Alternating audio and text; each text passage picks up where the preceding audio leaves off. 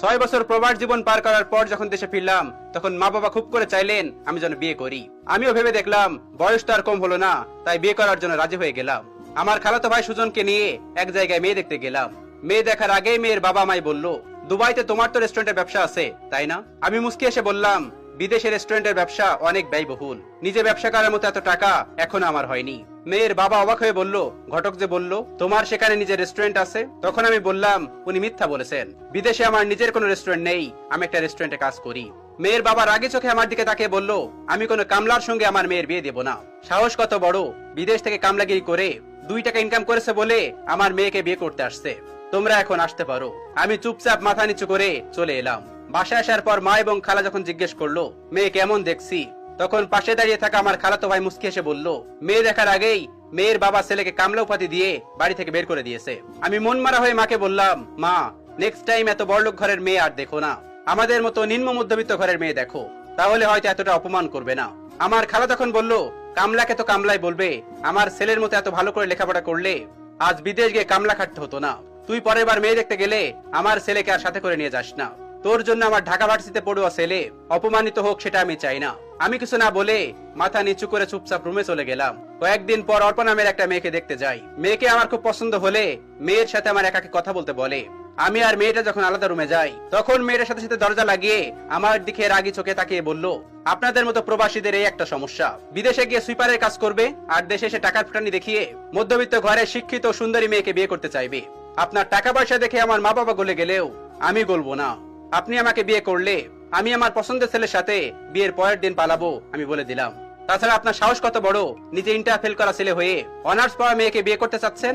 আমি মাথা নিচু করে মেয়ের কাছে হাত জোড় করে বললাম, আমি জানতাম না আপনি অনার্সে পড়েন, জানলে আমি আসতাম না, দয়া করে আমাকে আর অপমান করবেন না। এই কথা বলে মেয়ের বাসা থেকে বের হয়ে আসলাম। রাতে নিজের বাসায় ফিরে দেখি খালা, মা এবং খালাতো ভাই সোফায় বসে আছে। মামাই দেখে বলল, কিরে মেয়ে পছন্দ হয়েছে? আমি তখন মাকে বললাম, শুধু আমার একার পছন্দ হলে তার হবে না, আমাকেও তো মেয়ের পছন্দ হতে হবে। মেয়ে আমার মতো ইন্টার ফেল করা ছেলেকে বিয়ে করতে পারবে না। এই কথা শুনে মায়ের পাশে বসে থাকা খালা এবং খালার ছেলে হেসে দিল। হাসতে হাসতে খালাতো ভাই আমায় বলল, তোমার কপালে আর বউ জুটবে না। খালা তখন মুখ বাঁকিয়ে বলল, বউ জুটবে কি করে?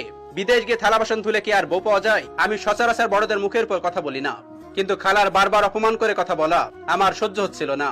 তাই একটু রেগে গিয়ে খালাকে বললাম, হার্ট ব্লক হয়ে যখন হাসপাতালে পড়েছিলেন, তখন এই কামলাগিরি করে 2 লাখ টাকা দিয়েছিল আপনার অপারেশনের জন্য। আপনার ছেলের আইফোনের শখ পূরণ করেছিল এই কামলাগিরি করে। আমি জানি এই দেশের সকল মানুষের চোখে আমরা প্রবাসীরা কামলা, তাই দয়া করে বারবার কামলা কামলা বলে সেটা আর মনে করে দিতে হবে না।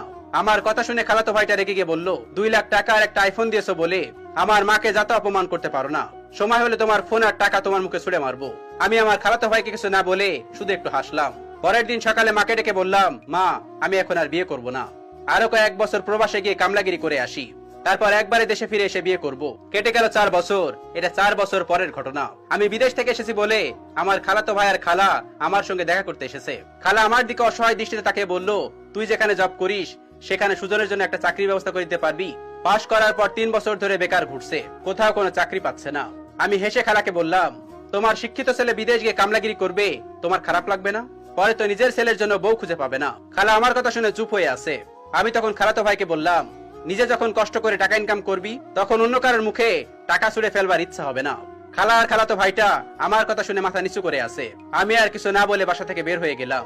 একটা বিষয়ে পরামর্শের জন্য একটা পরিচিত উকিলের কাছে গেলাম। গিয়ে দেখলাম ওই আঙ্কেল যার মেয়েকে আমি বিয়ে করতে গিয়েছিলাম বলে আমাকে অপমান করে বের করে দিয়েছিল, উনি উকিলের সাথে কথা বলছে। আঙ্কেল চলে গেল। আমি উকিলকে জিজ্ঞেস করলাম, উনি এইখানে এসেছিল কেন? উকিল তখন বলল, উনার মেয়ে ডিভোর্সের বিষয় নিয়ে কথা বলতে। অনেক বড় ঘরে মেয়েকে বিয়ে দিয়েছিল, কিন্তু জামাইটা নেশাখোর, মেয়েকে অত্যাচার করে বলে মেয়ে সংসার করতে চাইছে না। তার কয়েকদিন পর বাসায় বসে খবরের কাগজ পড়ছিলাম, হঠাৎ একটা লেখা দেখে চোখটা আটকে গেল। স্বামীর পরক্রিয়ার জের ধরে স্ত্রীর আত্মহত্যা। ফ্যানে ঝুলান্ত লাশটার দিকে তাকিয়ে দেখি মেয়েটা অর্পা। আমি প্রবাসী বলে যে মেয়েটা আমাকে অপমান করেছিল, আমি পত্রিকা বন্ধ করে ভাবতে লাগলাম। দা ডেইলি স্টার একটা প্রতিবেদনে বলা হয়েছে 2020 সালে করোনা মহামারীতেও বাংলাদেশি প্রবাসীরা $22 বিলিয়ন ইনকাম করেছে। তবুও বাংলাদেশের বেশিরভাগ মানুষ প্রবাসীদের কামলার চোখেই দেখে। নিজের মেয়েকে নেশাখোর ছেলেদের সঙ্গে বিয়ে দেবে, তবুও প্রবাসীদের কাছে বিয়ে দেবে না।